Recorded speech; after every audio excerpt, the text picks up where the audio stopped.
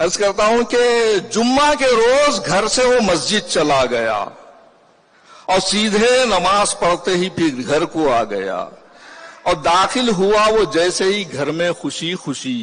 بیوی تھی اس کے سامنے اس کی کھڑی ہوئی، اور بیوی کو دیکھتے ہی گلے سے لگا لیا اور مارے خوشی کے گود میں اس کو اٹھا لیا۔